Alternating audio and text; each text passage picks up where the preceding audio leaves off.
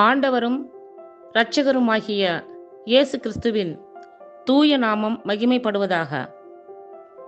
மத்தேயு எழுதிய சுவிசேஷம் 22ஆம் அதிகாரத்திலுள்ள வசனங்களுக்கான விளக்க உரையை பல்வேறு தலைப்புகளில் நாம் இப்பொழுது சிந்திக்க இருக்கிறோம்.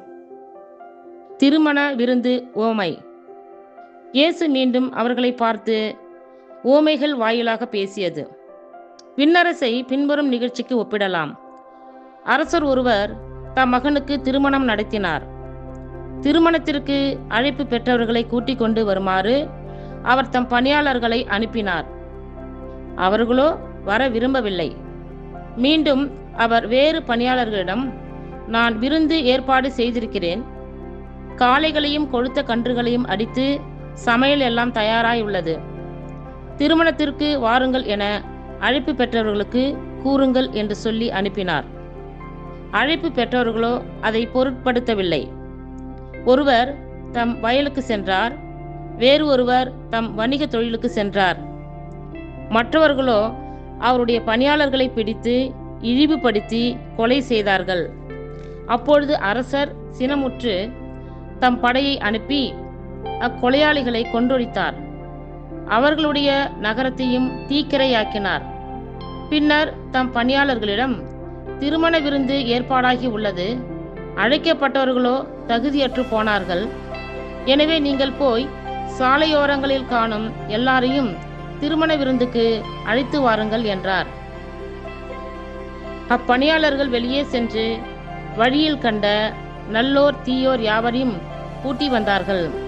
திருமண மண்டபம் விருந்தினரால் நிரம்பியது. அரசர் விருந்தினரை பார்க்க வந்தபோது அங்கே திருமண ஆடை அணியாத ஒருவனை கண்டார்.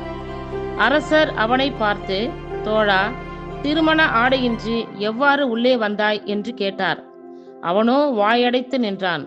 அப்பொழுது அரசர் தம் பணியாளர்களிடம், அவனுடைய காலையும் கையையும் கட்டி புறம்பே உள்ள இருளில் தள்ளுங்கள், அங்கே அழுகையும் பற்கடிப்பும் இருக்கும் என்றார். இவ்வாறு அழைப்பு பெற்றவர்கள் பலர், தேர்ந்து கொள்ள பெற்றவர்களோ சிலர். சீசருக்கு வரி செலுத்துதல்.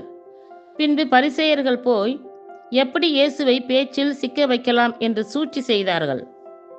தங்கள் சீடரை ஏரோதியருடன் அவரிடம் அனுப்பி, போதகரே, நீர் உண்மையுள்ளவர், எவரையும் பொருட்படுத்தாமல் கடவுளின் நெறியை உண்மைக்கேற்ப கற்பிப்பவர், ஏனெனில் நீர் ஆள் பார்த்து செயல்படாதவர் என்பது எங்களுக்கு தெரியும்.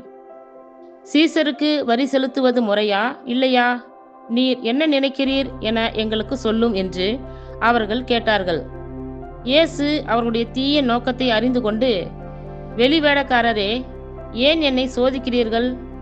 வரி கொடுப்பதற்கான ஞானையும் ஒன்றை எனக்கு காட்டுங்கள் என்றார். அவர்கள் ஒரு தெனாரியத்தை அவரிடம் கொண்டு வந்தார்கள். இயேசு அவர்களிடம், இதில் பொறிக்கப்பட்டுள்ள உருவமும் எழுத்தும் யாருடையவை என்று கேட்டார். அவர்கள் சீசருடையவை என்றார்கள். அதற்கு அவர், ஆகவே சீசருக்கு உரியவற்றை சீசருக்கும் கடவுளுக்கு உரியவற்றை கடவுளுக்கும் கொடுங்கள் என்று அவர்களிடம் கூறினார். இதை கேட்ட அவர்கள் வியந்து அவரை விட்டு போய்விட்டார்கள். உயிர்த்தெழுதல் பற்றிய கேள்வி. அதே நாளில் உயிர்த்தெழுதல் இல்லை என்னும் கருத்துடைய சதுசேயர் இயேசுவை அணுகி, போதகரே, ஒருவர் மகப்பேரின்றி இறந்து போனால் அவருடைய மனைவியை கொழுந்தனே மனைவியாக ஏற்றுக்கொண்டு தம் சகோதரருக்கு வழிமரபு உருவாக்க வேண்டும் என மோசே உரைத்திருக்கிறார். எங்களிடையே சகோதரர் 7 இருந்தனர். மூத்தவர் திருமணம் செய்து மகப்பேரின்றி காலமானதால் அவருடைய மனைவியை அவருடைய சகோதரர் திருமணம் செய்ய வேண்டியதாயிற்று. அப்படியே 2ஆம் 3ஆம் சகோதரிலிருந்து 7ஆம் சகோதரர் வரைக்கும் நடந்தது. அவர்கள் அனைவருக்கும் பின்பு அப்பெண்ணும் இறந்தார். அப்படியானால் உயிர்த்தெழும்போது அவர் எந்த 7 யாருக்கு மனைவியாய் இருப்பார்? அவர்கள் யாவரும் அவரை மனைவியாக கொண்டிருந்தனரே என்று கேட்டனர். இயேசு மறுமொழியாக, உங்களுக்கு மறைநூலும் தெரியாது, கடவுளின் வல்லமையும் தெரியாது, எனவேதான் தவறான கருத்தை கொண்டிருக்கிறீர்கள். ஏனெனில் உயிர்த்தெழுந்தவர்களுள் யாரும் திருமணம் செய்து கொள்வதில்லை. அவர்கள் விண்ணகத்தில் கடவுளின் தூதரை போல் இருப்பார்கள். இறந்தோர் உயிர்த்தெழுதலை பற்றி கடவுள் உங்களுக்கு உரைத்துள்ளதை நீங்கள் வாசிக்கவில்லையா? ஆபிரகாமின் கடவுள், ஈசாக்கின் கடவுள், யாக்கோபின் கடவுள் நானே என்று அவர் கூறியிருக்கிறார். அவர் இறந்தோரின் கடவுள் அல்லர், மாறாக வாழ்வோரின் கடவுள் என்று கூறினார். இதை கேட்ட மக்கள் கூட்டத்தினர் அவருடைய போதனையை குறித்து வியப்பில் ஆழ்ந்து போயினர். முதன்மையான கட்டளை. இயேசு சதுசேயரை வாயடைக்க செய்தார் என்பதை கேள்விப்பட்ட பரிசேயர் ஒன்று கூடி வந்தனர். அவர்களிடையே இருந்த திருச்சட்ட அறிஞர் ஒருவர் அவரை சோதிக்கும் நோக்கத்துடன், போதகரே, திருச்சட்டத்தில் தலைசிறந்த கட்டளை எது என்று கேட்டார். அவர், உன் முழு இதயத்தோடும் முழு உள்ளத்தோடும் முழு மனத்தோடும் உன் ஆண்டவராகிய கடவுளிடம் அன்பு செலுத்து, இதுவே தலை சிறந்த முதன்மையான கட்டளை.